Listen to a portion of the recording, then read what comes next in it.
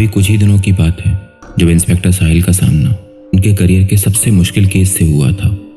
साहिल एक अनुभवी पुलिस अधिकारी थे जिन्होंने कई रहस्यमयी केस सुलझाए थे, लेकिन आज भी जब वो उस केस के बारे में सोचते हैं तो उनकी रूह कांप उठती है। वो केस था रिया का। रिया एक मासूम सी लड़की जिसकी उम्र तकरीबन 18 साल थी। एक दिन अचानक उसे अपने शरीर में अजीब सी कमजोरी महसूस हुई और उसके माता पिता उसे शहर के सबसे बड़े अस्पताल में ले गए।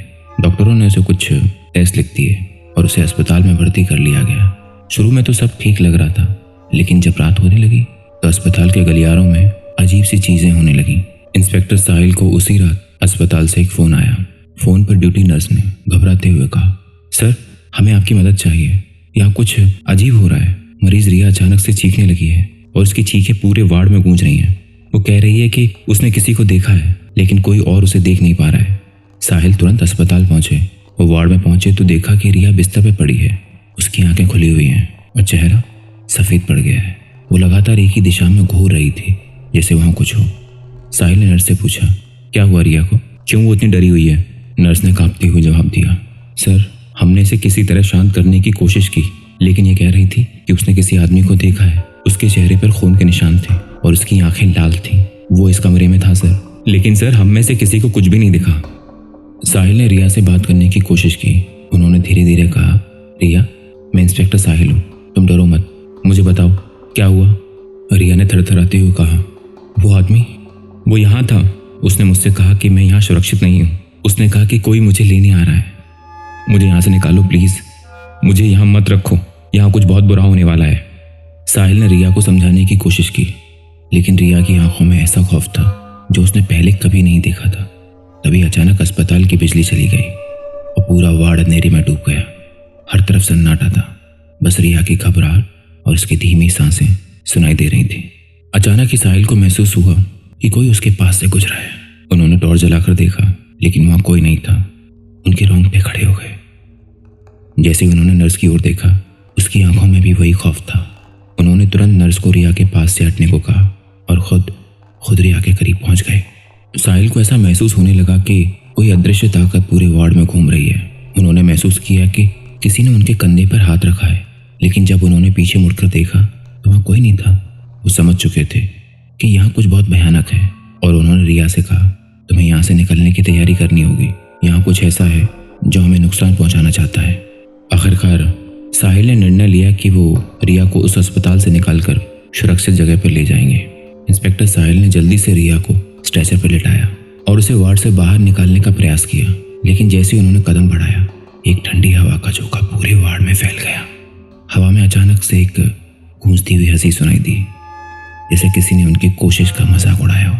साहिल का दिल तेजी से धड़कने लगा। रिया के साथ बाहर निकलते ही साहिल ने महसूस किया कि कुछ अदृश्य शक्तियां उन्हें रोकने की कोशिश कर रही हैं। जैसे ही वो अस्पताल के गलियारे में बढ़े, सामने के दरवाजे खुद ब खुद बंद हो गए। चारों ओर भयानक सन्नाटा था, लेकिन बीच बीच में रिया के हल्के हल्के रोने की आवाज सुनाई दे रही थी। वो किसी अनहोनी की आशंका से कांप रही थी।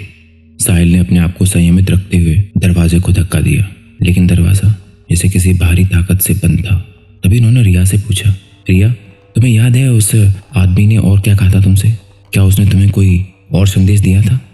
रिया ने कांपते हुए कहा, उसने कहा कि मैं यहाँ से नहीं जा सकती, वो मुझे पकड़ने आ रहा है। अगर मैं भागने की कोशिश करूंगी तो वो मुझे यहीं खत्म कर देगा। साहिल को समझ में आ रहा था कि मामला कितना गंभीर था।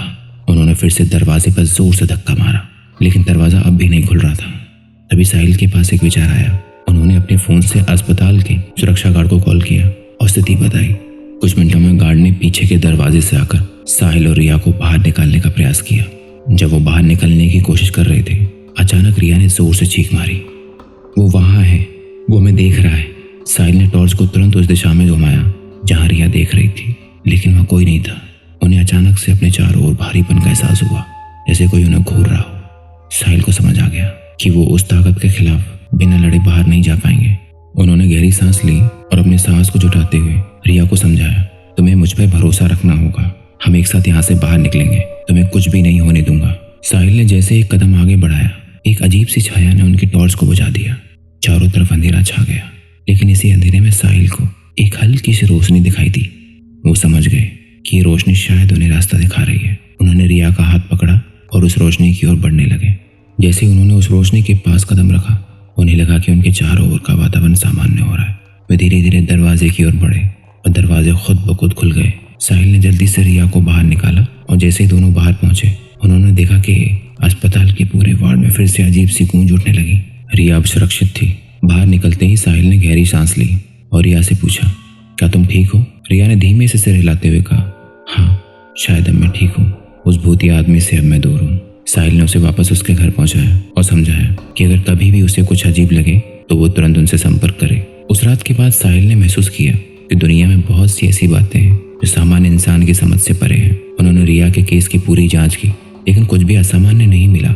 उस अजीब रात का वो भयानक अनुभव साहिल की यादों में हमेशा के लिए जिंदा रह गया।